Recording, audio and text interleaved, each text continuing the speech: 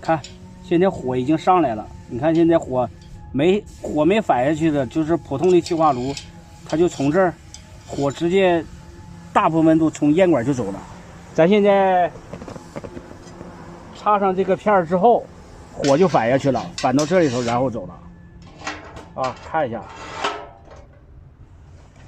啊，看看。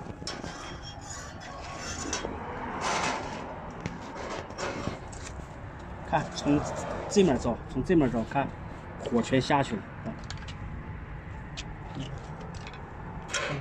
照不着吗？看不看见？